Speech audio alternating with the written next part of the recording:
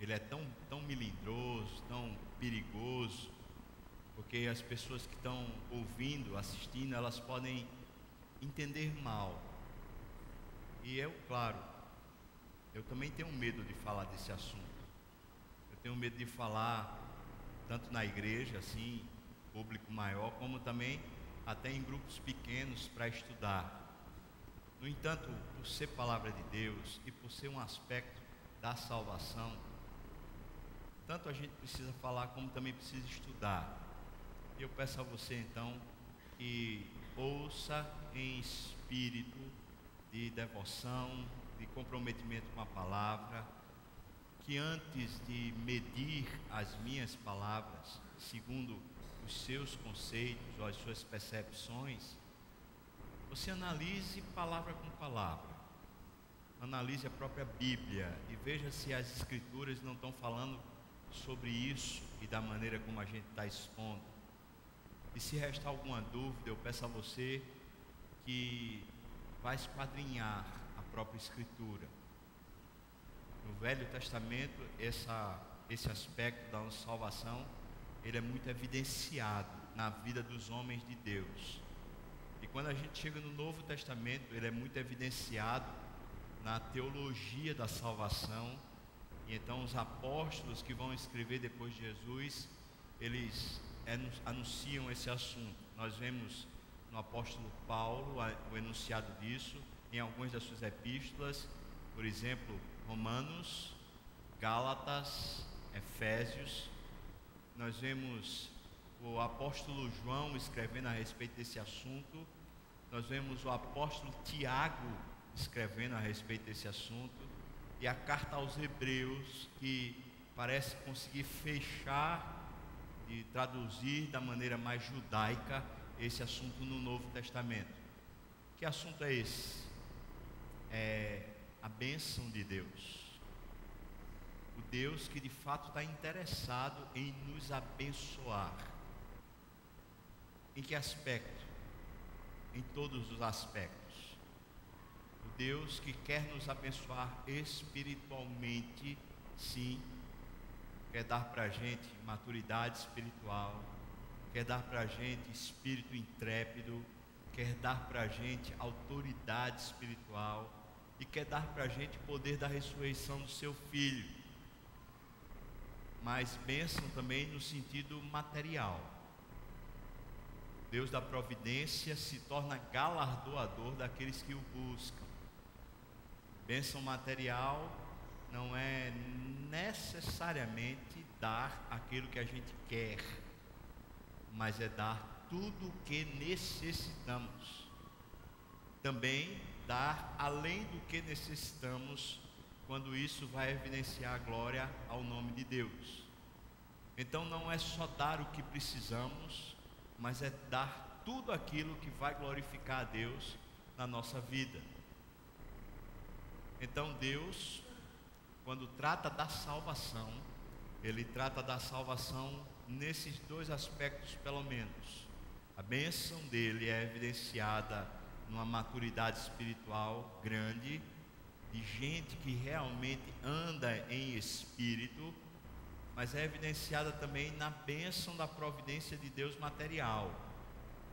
E alguém pode, de alguma maneira, dizer assim: eu tenho dificuldade se você falar sobre materialidade, porque Jesus foi pobre e permaneceu pobre e disse que não tinha nem um travesseiro sequer, era uma pedra que ele reclinava a cabeça. E eu vou lhe dizer que todas as necessidades materiais de Jesus, e diria que para além das necessidades materiais dele, ele teve com fartura. E além disso, ele provava tanta fartura material de Deus, que ele chegava a dar a todos. Porque para Jesus, ele sabia muito bem a porção material significar glória a Deus e não significar apetites pecaminosos. O que para nós é muito difícil, porque para nós as bênçãos materiais, mexem diretamente com os nossos apetites pecaminosos, como por exemplo a vaidade, ou a busca por um conforto existencial, coisas essas que Jesus nunca procurou. Jesus não procurou se envaidecer, nem procurou viver confortavelmente. Ele procurava viver a vontade de Deus.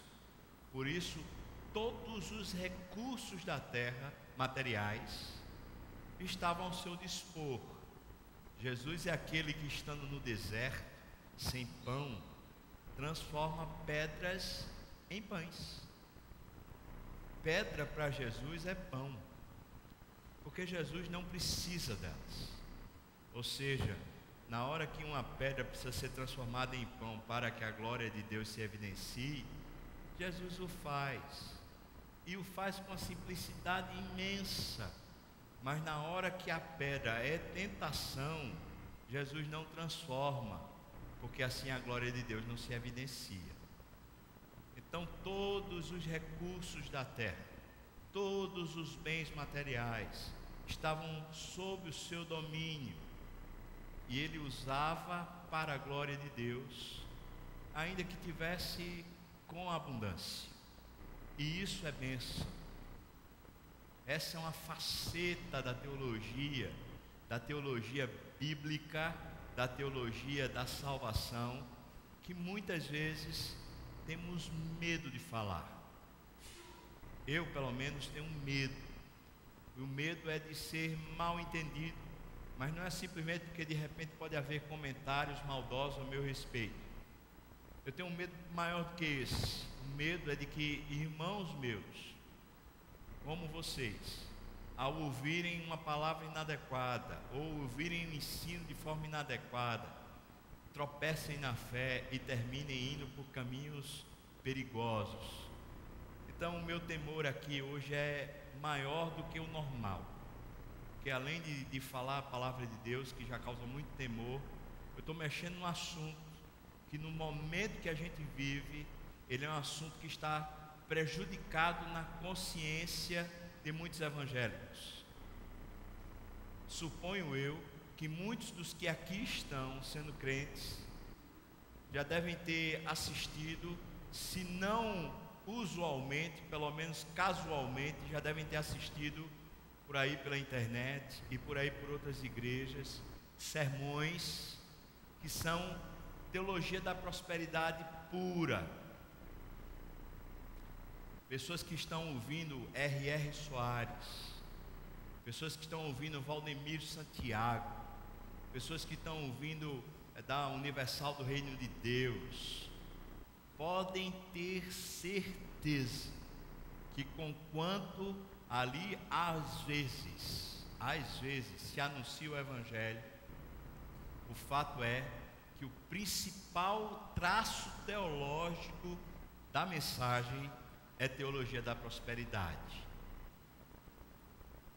Eu sei que numa igreja do tamanho da nossa, muitos irmãos ainda insistem em beber dessas águas, que são águas turvas, perigosas, que degeneram a fé e que distraem a nossa cobiça. Se temos alguma cobiça boa, é por Deus, é buscar a Deus.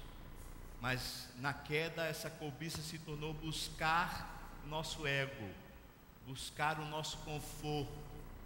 E quando a teologia da prosperidade usa a Bíblia, ela transforma a nossa cobiça por Deus em cobiça por vaidade, em cobiça por conforto. E isso transforma, perverte o Evangelho, transformando o Evangelho num Evangelho medíocre e não salvífico.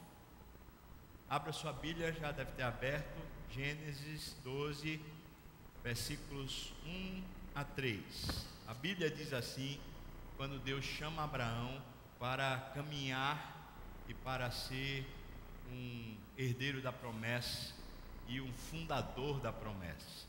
Diz assim a palavra do Senhor, a partir do versículo 1. Ora, disse o Senhor a Abrão: sai da tua terra, sai da tua parentela, da casa de teu pai, e vai para a terra que te mostrarei. De ti eu farei uma grande nação, e te abençoarei, e te engrandecerei o nome.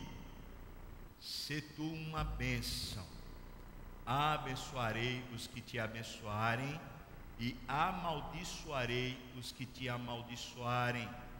Em ti, Abraão, em ti serão benditas todas as famílias da terra. Amém. Pai,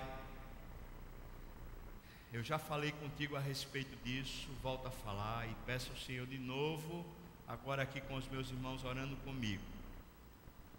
Tenha misericórdia, não deixa, Senhor Deus, que distorções do meu coração ou do coração daqueles que estão ouvindo sejam maiores do que o ensino preciso da tua palavra.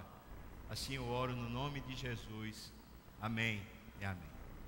Quando Deus chamou Abraão, é óbvio na história da salvação que Deus estava agora revelando o seu plano salvífico.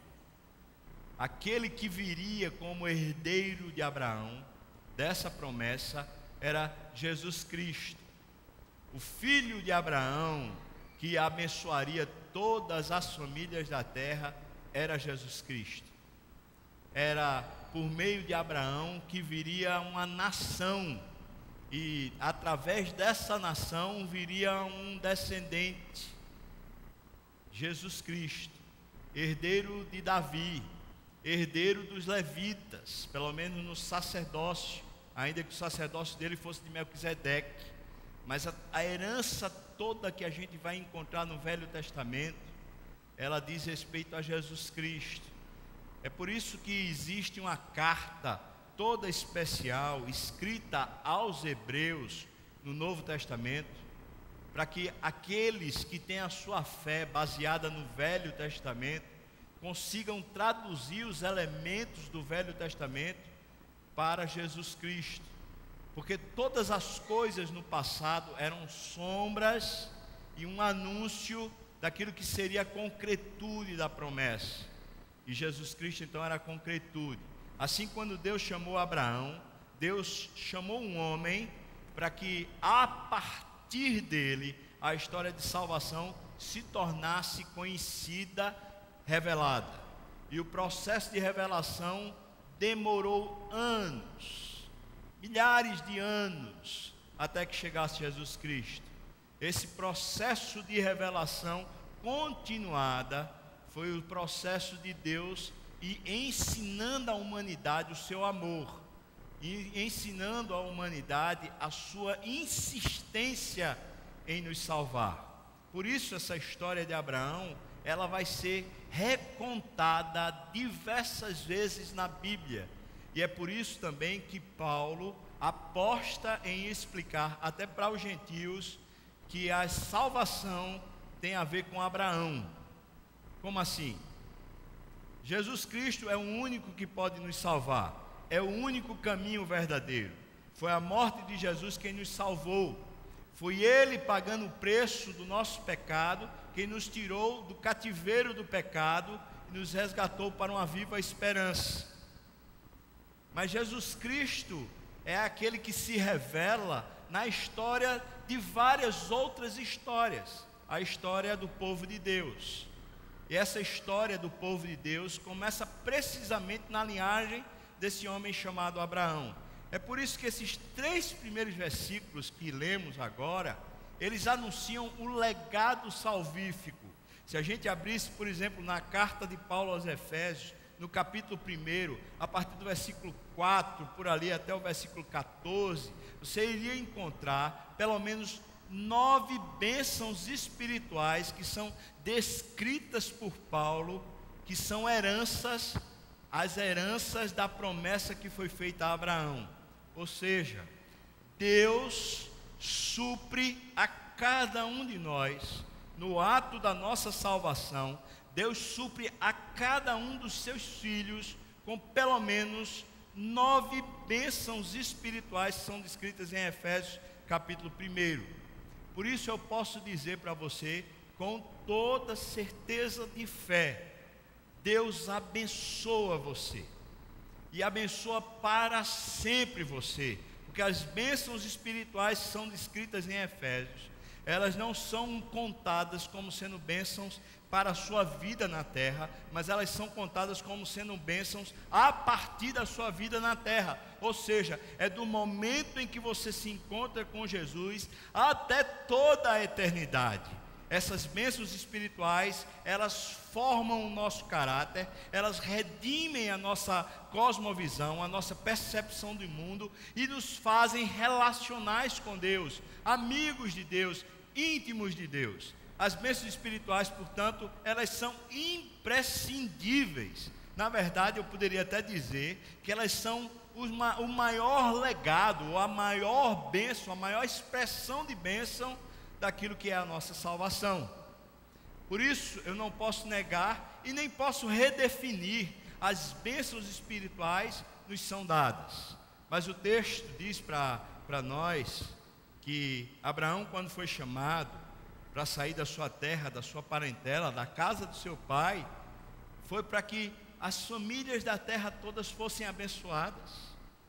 E essa expressão bênção, nós vamos encontrá-la ao longo das Escrituras, e inclusive as bênçãos materiais.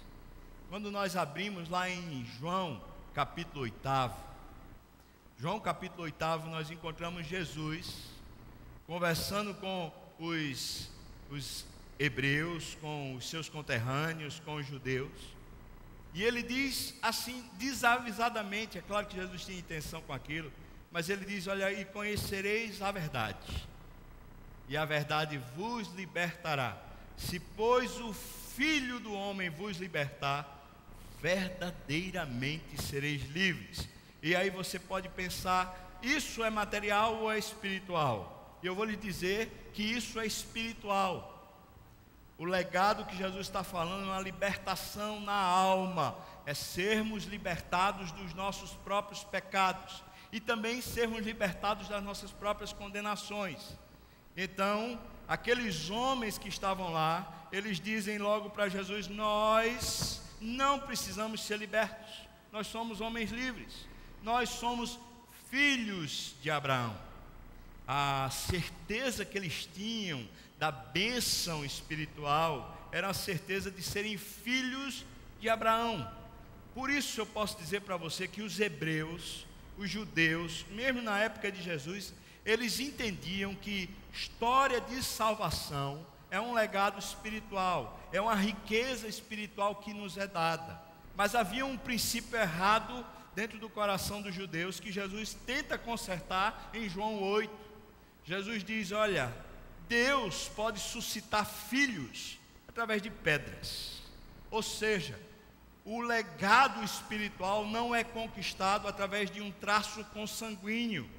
Os filhos materiais, os filhos da carne, não são, por herança, filhos espirituais.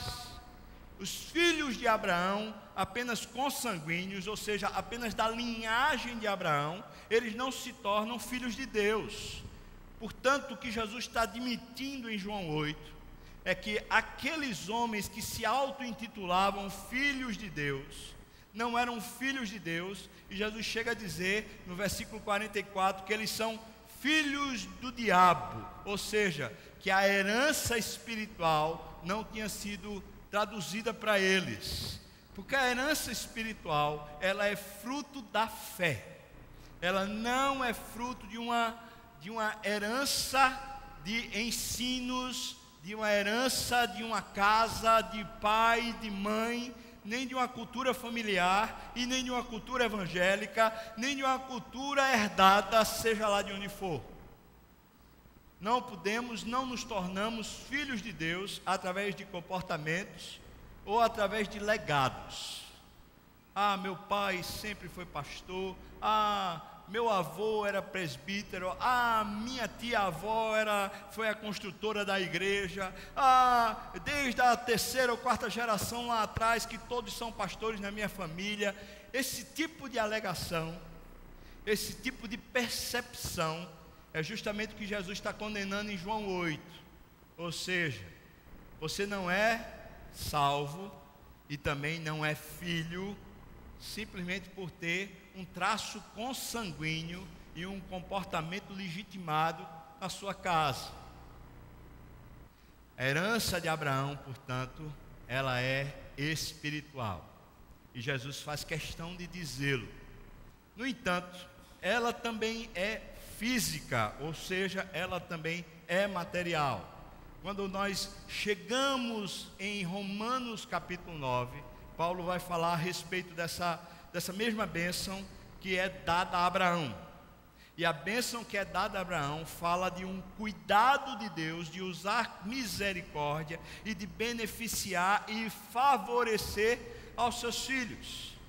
Por exemplo, é citado por Paulo naquela carta, naquele momento, em Romanos capítulo 9, é citado por Paulo o fato de Faraó. E veja o que diz a Bíblia a respeito de Faraó. O texto diz que Deus endureceu o coração de Faraó e não deixou Faraó prevalecer para que se revelasse a glória de Deus. Ora, o que Faraó não obteve não só foi a bênção espiritual, mas Faraó também não obteve a bênção física. E quando o povo de Israel foi tirado do Egito, a Bíblia diz que eles foram tirados do Egito despojando os egípcios. Eles saíram de lá com joias, com ouros, com riquezas, com providência de Deus. Eles saíram com bens materiais. A providência de Deus que os tirava do cativeiro, a bênção de Deus que era bênção espiritual, era também uma bênção de providência para sustentá-los na jornada até chegarem à terra prometida. Deus estava preocupado também com o seu físico, com a sua jornada física, com a sua existência física, com todas as suas necessidades materiais. Todas, absolutamente todas as necessidades materiais. Nesse mesmo capítulo 9, quando mais uma vez Paulo está falando a respeito da bênção de Abraão, ele diz que os filhos de verdade são os filhos de Isaac, e diz que em Isaac você vai encontrar exatamente esse traço da bênção material. Diz que eram 2 filhos no ventre da sua esposa, e eles ainda nem tinham sido nascidos quando Deus então escolheu o mais novo e desprezou o mais velho. E se você percebe na narrativa desses duas crianças, o desenvolvimento delas, Jacó e Esaú, a Bíblia diz que Jacó foi abençoado pelo seu pai. E quando Isaac foi abençoar Jacó, ainda que naquele momento fosse um engano, aqueles que conhecem a história sabem muito bem que Jacó se maquiou e tal, e fingiu ser o seu irmão mais velho, a fim de adquirir a bênção do pai. Eu não quero entrar nesses meandros, mas ainda que fosse todo aquele cenário articulado, manobrado, quando Isaac estende a sua bênção para o seu filho, ele diz: você vai ter todas as benesses dessa terra. E diz também: os seus irmãos serão servos de você. Ou seja, aquilo que era um traço de bênção espiritual, era também um traço de bênção material. Ou seja, a providência de Deus se estenderia sobre aquele herdeiro. Ele não estaria desprovido. Jacó não confia. Jacó ainda não crê. E eu posso dizer para você que Jacó não crê nos 2 aspectos. Ele nem crê na bênção espiritual, como também ele não crê na bênção material. Tanto é que em sair de retirada em direção à terra da sua mãe, ele dorme com a cabeça numa pedra. E ele faz um pacto com Deus. Ele diz mais ou menos assim: Senhor, se eu for, e o Senhor me prover de tudo, e eu tiver assistência de todas as minhas necessidades, e eu voltar, quando eu voltar, então eu vou crer que o Senhor é Deus. Ou seja, o que Jacó está dizendo é: a evidência que eu vou reconhecer que eu tenho a tua bênção é o Senhor me prover, é o Senhor me assistir, é o Senhor me dar os recursos necessários para a minha subsistência, porque afinal de contas, se eu não tiver a tua bênção, então eu estou perdido. No Velho Testamento, esse traço da bênção do Senhor, ele vai se tornando cada vez mais claro. Os homens que não entendem a bênção do Senhor também como recurso material e providência material, esses homens normalmente tendem a se tornar péssimos líderes na Bíblia. Por exemplo, quando nós encontramos os reis de Israel, que não há narrativa na Bíblia de nenhum desses reis que temeu o Senhor, você vai perceber que eles são ávidos por necessidades materiais. É um traço que você encontra no coração deles. Eles estão constantemente inquietos pelas bênçãos materiais. Eles correm atrás disso, eles fazem pactos e alianças com reinos mais fortes, a fim de permanecerem em paz, a fim de permanecerem supridos, a fim de que não lhes falte nada, nenhum recurso. Eles são adoradores de ídolos para simplesmente permanecerem no poder, para estarem supridos. Eles, por terem carência material, eles constantemente negligenciam a vida com Deus. Já quando você encontra os reis de Judá, que vem da linhagem de Davi, você vai perceber que aqueles que temeram a Deus, aqueles que buscaram a Deus, aqueles que, como hoje a gente ouviu aqui na pregação abençoada de Léo, aqueles que resolveram realmente empreender uma jornada para Deus, eles viveram espiritualmente.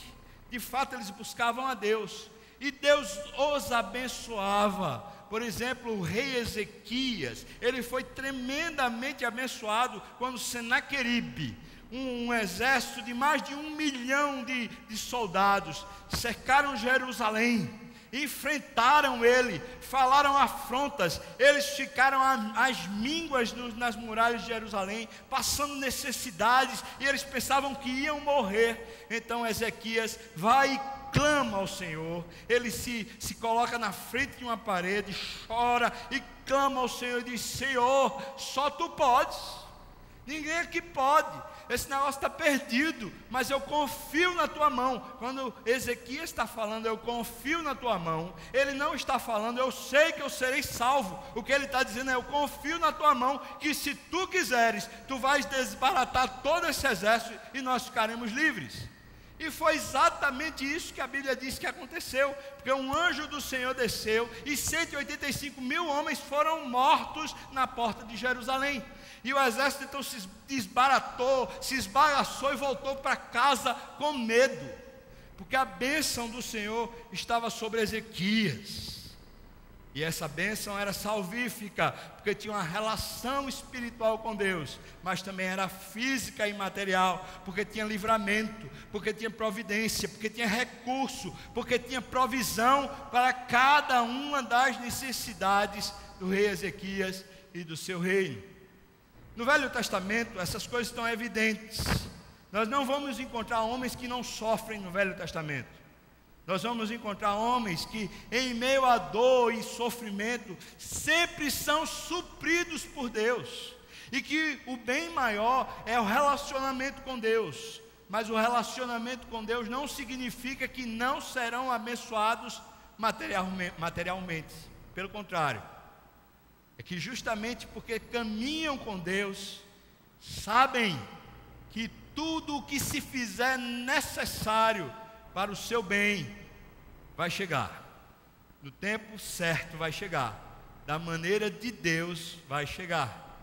Quando nós abrimos a carta aos Gálatas, Paulo está escrevendo a respeito de figuras de linguagem, descrevendo o relacionamento de Deus com Israel. No capítulo 3 da carta de Paulo aos Gálatas, nós vamos encontrar Paulo fazendo aqui uma espécie de metáfora. Ele diz que Abraão teve 2 filhos, um filho de uma escrava, que era Ismael, e um filho da sua esposa, que era Isaque.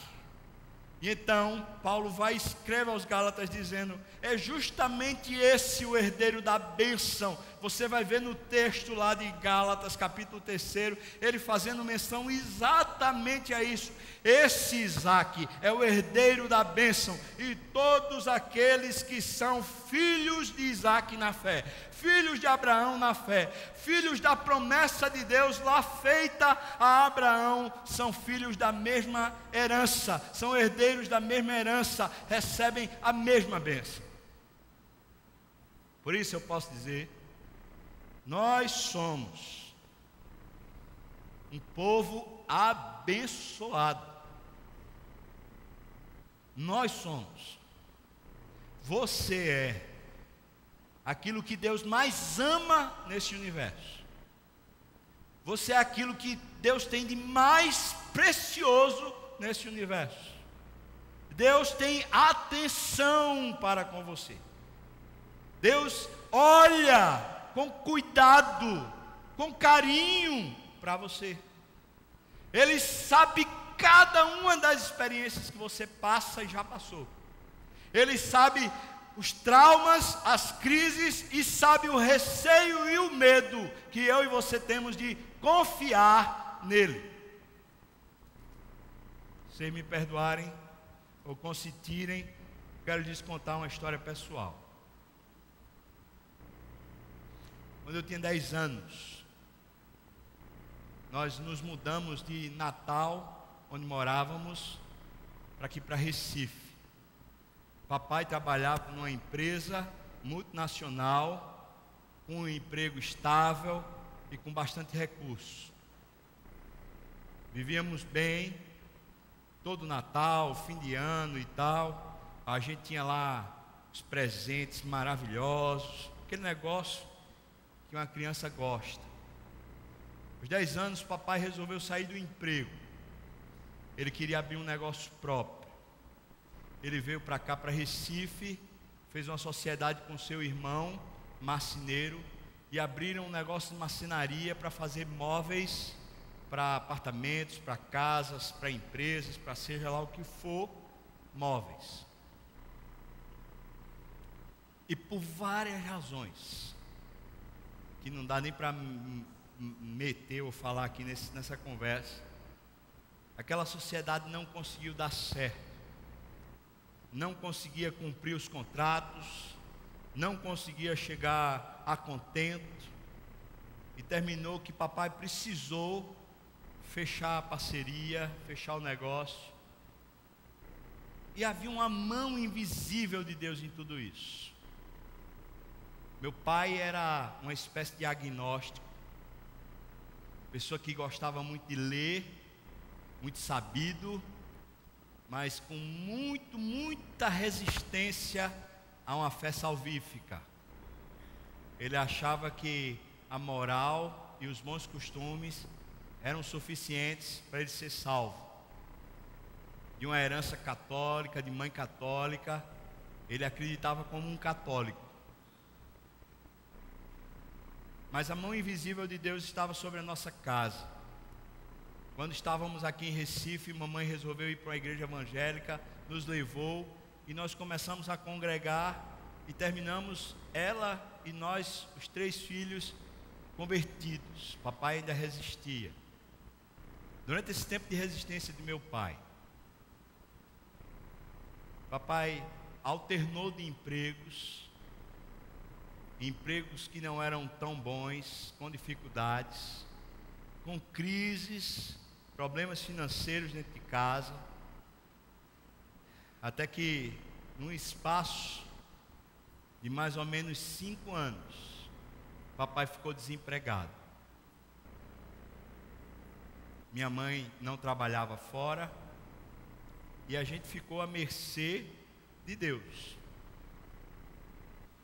Papai fazia um bico aqui, fazia outro acolá, ajeitava uma coisa aqui, outra acolá. A família maior, minhas tias, meus primos, pessoas amigas começaram a ajudar, e a igreja que a gente fazia parte dava uma cesta básica para a gente. E a gente passou 5 anos mais ou menos assim, uma crise lastimosa. Éramos crentes, nesse período aí, pelo menos por 2 vezes, não tínhamos feira para comer nada. E lembro de mamãe colocar a gente na mesa, orar, agradecendo a Deus, porque Ele era fiel. E depois de orar, alguém tocava na porta. Quando abríamos a porta, estava lá uma feira. Alguém tinha providenciado. Deus tinha providenciado. Durante aquele período, eu fiquei muito marcado. Era um período da adolescência para a juventude.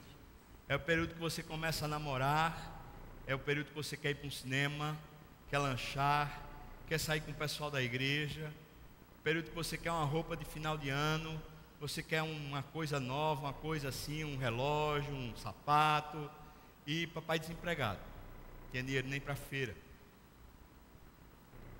Eu comecei a ficar sem acreditar na bênção de Deus. Eu acreditava que Deus salvava, eu era salvo já, mas havia uma marca dentro de mim, de que Deus não me abençoaria materialmente, que Ele poderia me deixar passar fome, que Ele poderia me deixar assim, de qualquer jeito, porque eu não conseguia crer na bênção de Deus. Isso foi um traço que foi me acompanhando na minha formação teológica. Estava no Instituto Bíblico, eu continuava com essa suspeita a respeito de Deus. Estava no meu coração. Será que Deus vai mesmo me abençoar? Sei lá. Eu sei que Ele vai me salvar. Eu sei. Isso eu sei. Mas será que Ele vai me abençoar? Sei lá. Nesse processo é que a gente vai descobrindo quem é Deus. Que processo, pastor? Nesse processo da desconfiança. É por isso que a Bíblia usa termos como fazei prova do Senhor. Veja se Ele não é fiel. Veja se Ele não é bom. Por exemplo, quando se ensina a respeito do dízimo na Bíblia, não se ensina a respeito de uma lei, mas se ensina a respeito de uma fidelidade. E quando se fala de dar o dízimo, não se fala de uma obrigação, mas se fala de uma sinceridade e transparência de pôr Deus em primeiro lugar. É como uma confiança que é posta visivelmente, não é só a falada, mas ela é posta em prática. Ou seja, se eu de fato confio que Deus vai me prover em todas as minhas necessidades, eu vou administrar com a prioridade para Deus. E aí o dízimo. A bênção do Senhor não está restrita a quem dá o dízimo. A bênção do Senhor está restrita aos filhos. Mas você pode dizer, não, peraí, aí eu não vou aceitar não, porque eu vejo muita gente que não é crente sendo rica, sendo próspera, tendo muito mais até do que eu. E eu vou dizer para você, talvez se você pense assim, você não está entendendo o que eu estou falando. O que eu estou falando para você não é que a gente vai enriquecer, não é que a gente vai se tornar os maiorais na face da terra, não é que a gente de alguma maneira vai ser os maiores cargos da empresa, que as nossas empresas, o nosso comércio, as nossas histórias vão ser as melhores, as maiores. O que eu estou dizendo para você é que um traço da história da salvação, uma coisa que é parte da herança da salvação de Deus para com você, é que Deus lhe abençoa materialmente, não apenas espiritualmente. É por isso que a promessa que foi feita para Abraão foi: em ti serão abençoadas todas as famílias da terra.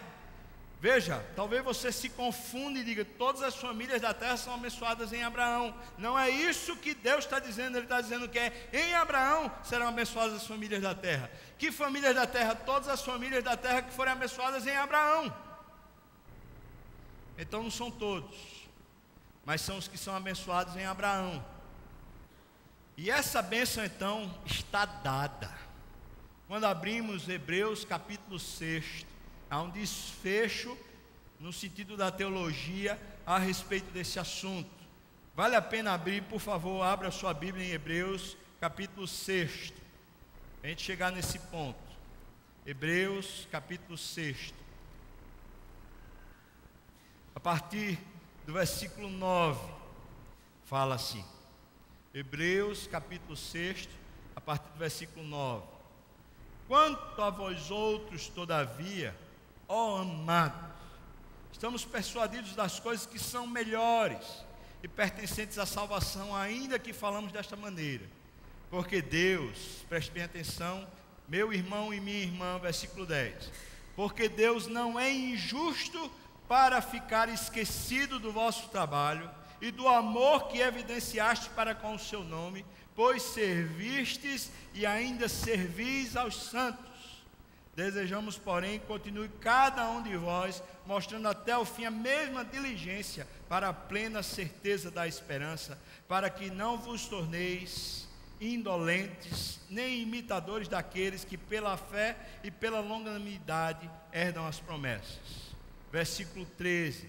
Pois quando Deus fez a promessa a Abraão, visto que não tinha ninguém superior por quem jurar, jurou por si mesmo, dizendo: certamente eu te abençoarei e te multiplicarei. E assim, depois de esperar com paciência, obteve Abraão a promessa.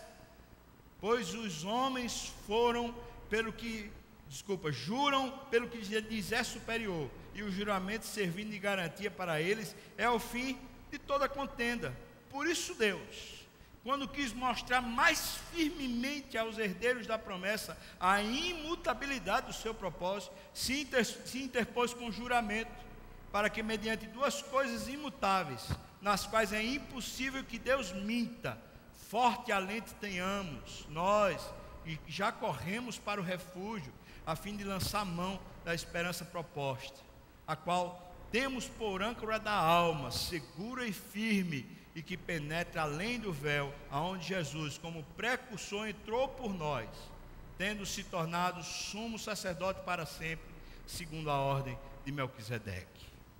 Em Hebreus 6, a gente vai descobrir que o grande legado dessa história é que a promessa feita por Deus a Abraão, de que ele seria abençoado, e que através dessa bênção que Deus daria a ele, as famílias da terra seriam abençoadas. Hebreus diz: os filhos da fé, que são filhos de Abraão, também recebem a mesma promessa e recebem a mesma herança. Para que então Deus nos abençoa? Por que é que Deus nos abençoa? Primeiro, eu queria que você guardasse isso no seu coração. Primeiro motivo pelo qual Deus abençoa a gente, espiritualmente, fisicamente, é para que tenhamos descanso. Repita comigo, por favor: ter descanso. Vocês estão tão descansados que não dá nem para falar, é isso? Primeiro motivo pelo qual Deus dá essas bênçãos é para termos descanso na nossa alma. Deus não quer ver um povo ansioso, um povo desesperado, um povo temeroso, um povo crítico, áspero, azedo. Essas não são qualidades nem características de pessoas que andam com Deus. São características e qualidades de pessoas que não creem na promessa e nem na bênção. Deus quer nos ver confiantes. Deus quer nos ver pacificados. Quer ver a gente no descanso da sua promessa.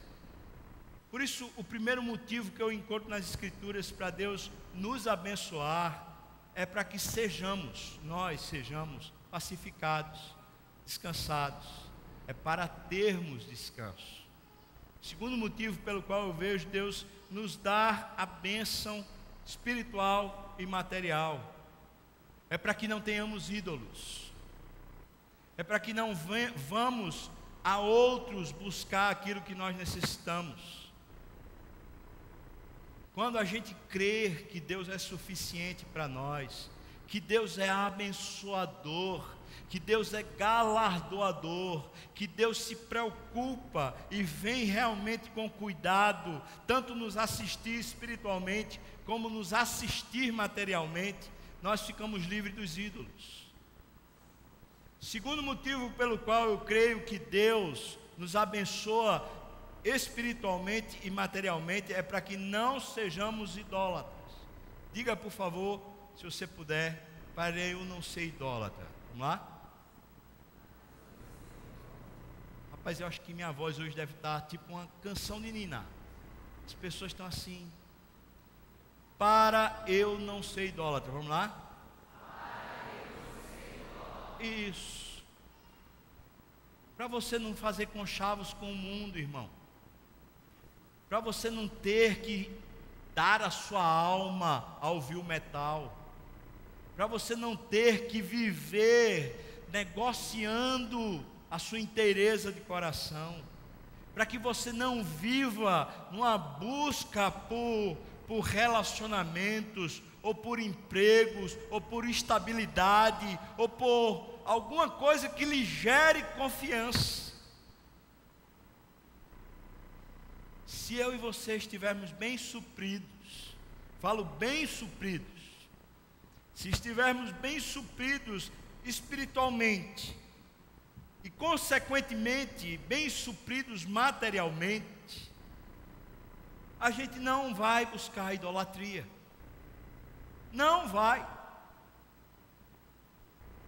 Pessoas que vão buscar a idolatria, normalmente é porque a sua fé em Deus está desequilibrada, para não dizer que ela está entorpecida. Ou seja, a fé não é de fato em Deus. Eu vou lhe dar um exemplo do Velho Testamento, de alguém que viveu assim, pelo menos um período da sua história. É a história de Jacó. Enquanto Jacó não cria em Deus, ele vivia em busca da bênção. Deus já lhe abençoava. Deus não deixava nem por um momento de lhe abençoar. Mas Jacó não confiava em Deus e ele vivia inquieto buscando a bênção. Esse tipo de inquietude, esse tipo de idolatria, esse tipo de cansaço existencial é fruto de uma fé desequilibrada ou de uma fé entorpecida, de uma fé que não é digna da salvação. Desmerece Deus e põe alguma outra coisa no trono para me garantir o meu emprego, talvez, o meu conhecimento, talvez, a minha capacidade, talvez, minha família, talvez, o meu nome, talvez, alguma outra coisa vai me garantir. Isso é idolatria. Deus nos abençoa, em segundo lugar, eu tenho certeza, para que a gente não se torne idólatra. Mas em terceiro lugar, Deus nos abençoa tanto física como espiritualmente, para que a gente não venha tropeçar. Lá em Judas, carta de Judas é a penúltima do Velho Testamento, do Novo Testamento. E ele diz que aquele, preste bem atenção, o finalzinho da carta diz assim: aquele que é poderoso para vos guardar de tropeços e para vos apresentar imaculados diante da sua glória, ao único Deus, Salvador, mediante Jesus Cristo, Redentor nosso, a Ele a glória, e assim vai. Irmãos, terceiro motivo pelo qual eu creio que Deus nos abençoa físico, mas também abençoa espiritualmente, é para nos guardar do tropeço. Pessoas que creem na promessa, pessoas que creem na bênção, elas vão dar passos com segurança na vida. Elas não vão dar passos simplesmente num devaneio, ou simplesmente nas cobiças do coração. Vamos pensar aqui o exemplo recente que eu vi. Uma jovem de alguém assim que não casou, e na ânsia para o casamento vivia orando por isso, pedindo a Deus por isso. Chegou uma oportunidade. Quando chegou a oportunidade, eu me lembro bem. Essa jovem chegou e falou comigo assim: pastor, apareceu uma oportunidade. Um homem é bonito, é um gentleman. O homem é bem de vida, está financeiramente estável. O homem trata minha mãe como se fosse uma rainha. Eu falei, rapaz, esse cara é de Deus. Eu pensei comigo. Pronto, ela achou o escolhido. Aí ela disse, só tem um pequeno detalhe. Eu tinha que ter, não é? Qual é o detalhe? Ele não é crente, mas está interessado na igreja. Amém, irmão? Legal. E ela disse assim, o que é que você acha? Eu falei assim, só falta um pequeno passo para ele deixar de ser filho do diabo. Você quer casar com o filho do diabo? Eu sou sutil, né? Dá para perceber. Pequeno passo. Você quer casar com o filho do diabo? Os olhos dela marejaram. A lágrima escorreu aqui. E ela falou, não, eu não quero. E ela disse, para mim a resposta de Deus já está dada. Glória a Deus. Não foi mais. Largou aquele negócio, largou aquele compromisso, largou aquele namorico, largou. Porque gente de Deus, que sabe da promessa, que crê na bênção de Deus, sabe que Deus abençoa física e espiritualmente. Deus sabe o que necessitamos e quando necessitamos e cuida de nós. Por isso eu posso dizer para você que uma terceira causa que eu acredito que Deus nos abençoa dessa maneira é para que não tropecemos em pedra nenhuma, em momento nenhum na nossa jornada, não venhamos a tropeçar. Porque Ele nos guarda, porque Ele nos protege, porque Ele nos detém, porque Ele nos conserva. Salmo 131 conta a mesma coisa. Mas quarta, eu poderia falar bem mais coisas, mas quarta e última coisa que eu queria pensar com você, motivo pelo qual Deus nos abençoa espiritualmente, mas Deus também nos abençoa fisicamente, materialmente. A quarta e última coisa é para que eu e você sejamos bênção visível de Deus aqui na terra. No mundo, irmãos, onde as pessoas estão em polvorosa, no mundo onde as pessoas estão descrentes, no mundo onde as pessoas estão sem esperança, no mundo onde as pessoas estão correndo para lá e para cá, no mundo onde as pessoas estão se entregando pelo prazer, no mundo onde há um completo abandono dos valores, eu e você, cheios de firmeza, porque temos a promessa, porque temos a bênção do Senhor, não tropeçaremos e seremos sinal visível de Deus, de que Deus abençoa.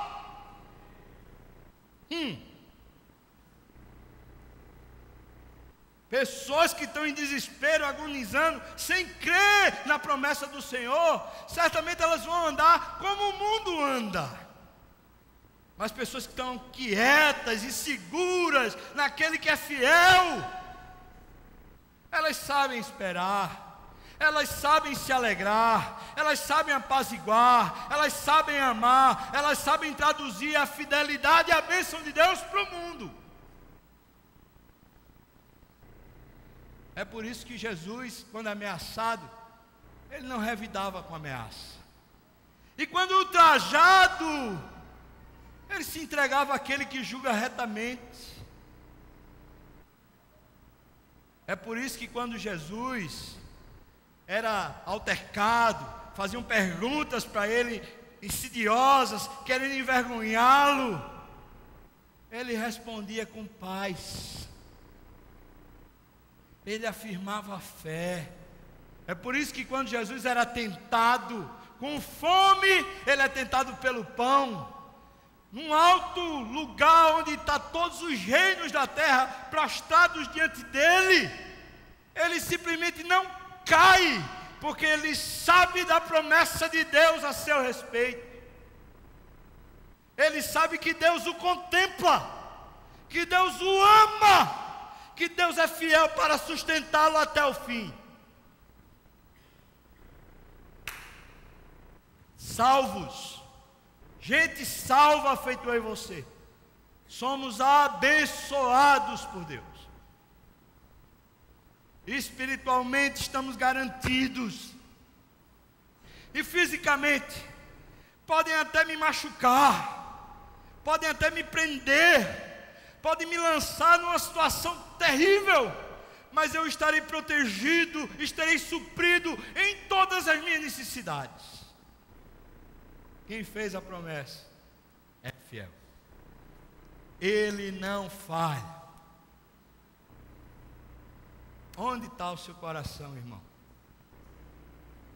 Onde está o seu coração? Você crê ou não crê? Quando você chegou aqui hoje, você chegou dizendo: ah, não, está tranquilo, mesmo que Dilma faça isso, mesmo que não faça aquilo, mesmo que venha uma situação ainda pior para o Brasil, está tranquilo, eu sou abençoado. Ou você entrou aqui e entrou pensando assim: vou ver se dá um jeito lá em casa, está terrível, ver se algum irmão, aquele irmão lá não sei das quantas, pode me abençoar, me ajudando, sei lá. Veio buscando a ajuda da igreja, a ajuda de alguém, mas não lembrava que Deus era o seu Deus, era o seu Senhor, que era a sua bênção. Como é que você está agora aqui? Será que hoje você pode realmente descansar e dizer: Deus, eu creio que sou abençoado pelo Senhor, eu sou abençoado espiritualmente porque eu sou salvo, mas eu sou abençoado materialmente, que cada uma das minhas necessidades são e serão supridas pelo Senhor, cada uma. Antes que eu peça, antes que eu entre em crise, o Senhor há de suprir.